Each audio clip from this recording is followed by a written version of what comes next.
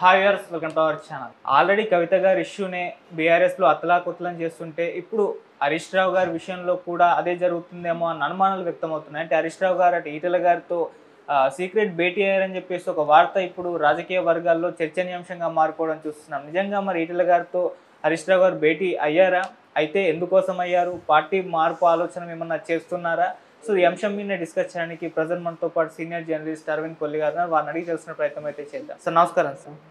Sir already Kavitha గారి ఇష్యూనే కాస్త అల్జర్స్ create చేసింది మన బీఆర్ఎస్ పార్టీలో. ఇప్పుడు ఇది ఒక న్యూస్ అయితే చక్కర్లు కొడుతుంది సార్. మన న్యూస్లో అంటే హరీష్ రావు గారు ఈటెల గారు సీక్రెట్ భేటీ అయ్యారన్న న్యూస్ ఇది వాస్తవమేనా? నిజంగా భేటీ అయ్యారా? అయితే ఎందుకోసం? అంటే జనరల్గా ఒక పక్కన రాజకీయపరమైనటువంటి వేడి, అన్నిటికంటే ముఖ్యంగా రెండు రాజకీయ పార్టీలు కలిసిపోవడమా, పొత్తుతోటి వెళ్తామా అనేటటువంటి చర్చ విస్తృతం అవుతున్నటువంటి నేపథ్యంలో ఆ చర్చకి అనుకూలులు వ్యతిరేకులు అందరూ కూడా దీని చుట్టూ మాట్లాడటం సహజం.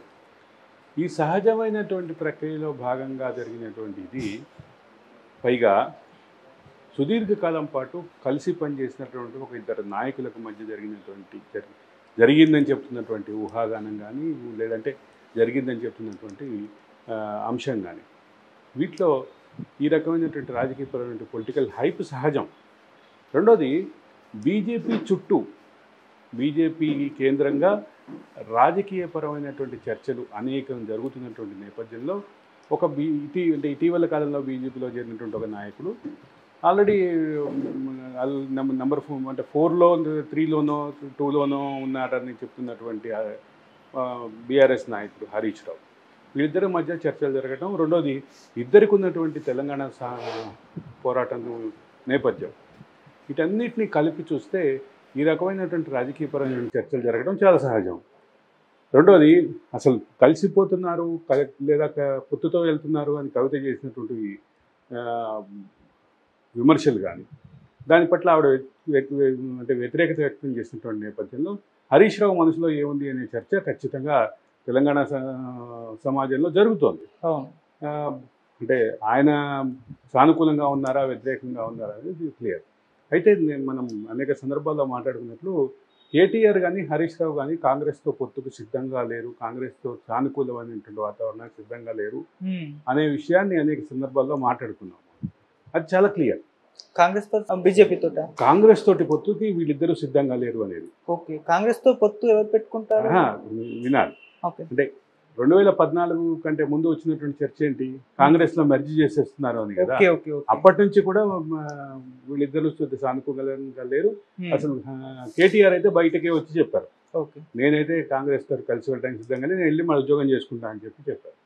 ఇక హరీష్ రావు మనసులో ఏముంది అనేది ప్రస్తావనకు వస్తే, హరీష్ రావు కొంచెం ప్రో బీజేపీ ఉండే అవకాశం ఉంది అనేది ఒక అంచనా జరిగింది. అంటే హరీష్ రావు వ్యక్తిగతంగా తెలిసిన వాళ్ళ నుంచి కొంత, ఆయన ఏవీ కాలేజీలో చదివేటప్పుడు కూడా కొంత ఏబీవీపీ భావజాలానికి దగ్గరగా ఉండేవారు అనేది అంటుంటారు.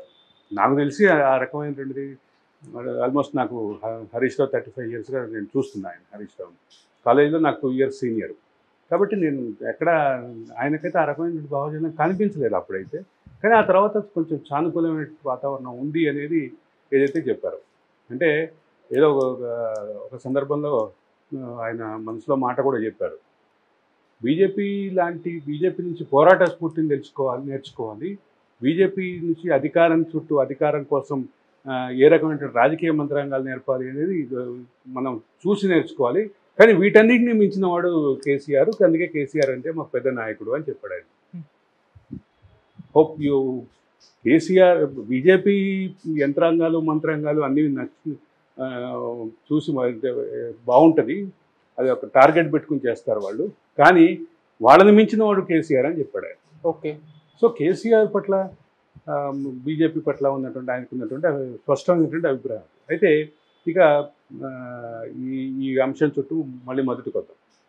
కవిత చేస్తున్నటువంటి ఆరోపణల నేపథ్యంలో బీజేపీకి దగ్గరగా లేదా బీజేపీతో మెర్జర్, ఈ రెండిట్లోనూ కీలకమైనటువంటి పాత్ర పోషించేటటువంటి వ్యక్తిగా హరీష్ రావు ఉండే అవకాశం ఖచ్చితంగా ఉంది. కానీ ఒకవేళ ఈటెలని కలిసి ఉంటే ఏ రకమైనటువంటి డిస్కషన్ జరిగే అవకాశం ఉంది? ఇప్పుడు కలిసి వెళ్ళే క్రమంలో ఆల్రెడీ ఈటెల పాత్ర పట్ల, ఈటెల రాజకీయాల పట్ల ఈటెలకి రాష్ట్ర అధ్యక్ష పదవి ఇవ్వటం పట్ల కొంత విస్తృత చర్చ జరుగుతుంది బీజేపీ తెలంగాణ శాఖలో. ఇంత జరుగుతున్నటువంటి నేపథ్యంలో ఏ రకమైనటువంటి డైరెక్షన్ వెళ్ళవచ్చు. రెండోది, కేసీఆర్ తోటి, కేసీఆర్ ఫ్యామిలీ తోటి అంత స్థాయిలో విభేదించి వచ్చినటువంటి ఈటెల రాజేందర్ అన్నిసార్లు కేసులు పెట్టించుకొని అంత అంటే కోర్టు రక్షణలో ఉన్నటువంటి కోర్టుకి ఇచ్చినటువంటి రిలీఫ్ తోటి ఆయన ఉన్నటువంటి ఈటెల రాజేందర్ ఇప్పుడు ఎక్కడ ఉండేటటువంటి పరిస్థితి ఉంది, ఆయన మనసులో ఏముంది అనేది తెలంగాణ సమాజంలో సహజంగా జరుగుతుంది చర్చ.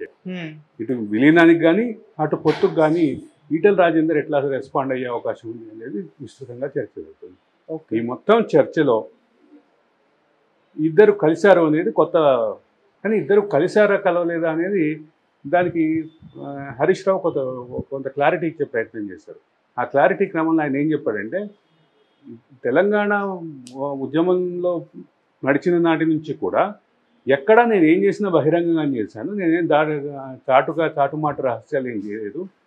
ఒకవేళ ఎవరినైనా కలిసినా, ప్రత్యర్థి పార్టీల వాళ్ళని కలిసినా పెళ్లికో పబ్బానికో లేదంటే చావుకో కీడు పనికో వెళ్ళినప్పుడు అక్కడ కలవటమే తప్ప, అది కూడా బహిరంగమే తప్ప ఎక్కడ చాటుమాటు మంతనాలు జరిగినటువంటి అవకాశం లేదు, నేను అటువంటి దానికి చేయలేదు అని ఆయన చాలా క్లారిటీ ఇచ్చే ప్రయత్నం చేశారు. కాబట్టి దీంట్లో వాళ్ళిద్దరి భేటీ చుట్టూ జరుగుతున్నట్టు ఊహాగానాలు కానీ దాని చుట్టూ తిరుగుతున్న రాజకీయ చర్చలు కానీ అనూహ్యమైంది కాదు. భేటీ అనూహ్యమా? అది కూడా కాకపోవచ్చు. భేటీ కూడా అనూహ్యం కాకపోవచ్చు, ఎందుకంటే రెండు కలిసి పనిచేస్తాయి ప్రచారంగా ఉన్నటువంటి పార్టీల నాయకులకు మధ్య కలవటం, చర్చలు, అదేమి అనూహ్యం కాదు. కానీ చాలా క్లారిటీగా హరీష్ రావు చెప్పారు. కాబట్టి అది నిజాలు ఎట్లున్నా కానీ ఒకటైతే క్లియర్, రెండు పార్టీల ప్రయాణం మొదలుపెట్టే ఉద్దేశం ఉంటే అది పొత్తు కానీ విలీనం కానీ దేనికైనా హరీష్ రావు, ఈటెల రాజేందర్ కీలక పాత్ర పోషించే అవకాశాలు ఖచ్చితంగా ఉన్నాయి. కాబట్టి వాళ్ళిద్దరి మధ్య భేటీ మరొక అంటే అనూహ్య పరిణామం అయితే కాదని చెప్పక తప్పదు. మీరు అన్నట్టు సార్, విలీనానికే వీళ్ళిద్దరు ఒకవేళ భేటీ, ఆ న్యూస్ నిజమైతే భేటీ అయితే ఇంకో న్యూస్ కూడా వేరే వర్షన్ కూడా వినిపిస్తుంది, హరీష్ రావు గారు ఏమన్నా బీజేపీలోకి వెళ్తారు. ఇది కొత్తదేమో కాదు, ముందు నుంచి కూడా హరీష్ రావు బీజేపీలోకి వెళ్తారు అనే మాట చాలా పాత మాట. ఆయన అనేక సందర్భాల్లో ఆ విషయం మీద క్లారిటీకి వచ్చారు. అందులో భాగంగానే ఇందాక చెప్పింది, బీజేపీ ఎత్తుగడలు బాగుంటాయి, బీజేపీ ప్లానింగ్ బాగుంటుంది, ఒక టార్గెట్ పెట్టుకొని దాని చుట్టూ అనేక దళాలను దింపుతుంది బీజేపీ. అందులో భాగంగా ఈడీ, సిబిఐ కూడా ఒక దళం, అంటే అది సానుకూలంగా మాట్లాడుతూ కాస్త చురకలు అంటించారు ఆయన. అట్లా మాట్లాడినటువంటి హరీష్ రావు ఇప్పుడు వచ్చేసి పూర్తిగా విరుద్ధమైనటువంటిది ఏం కాదు. ఆయన బీజేపీని పొగుడుతూ ఆయన ఇంకో మాట అన్నాడు, అంతకంటే చాలా పర్ఫెక్ట్గా పనిచేస్తాడు, చాలా హై టార్గెట్ తోటి పనిచేస్తాడు, చాలా హై క్యాలిక్యులేషన్తో పనిచేస్తాడు కేసీఆర్. కాబట్టి కేసీఆర్ బీజేపీ కంటే బలమైన వాడు అనేది ఆయన చెప్పే క్రమంలో మాట్లాడారు. కాబట్టి ఇంత జరిగినాక ఇంకా ఏమీ దాపరికం లేదు.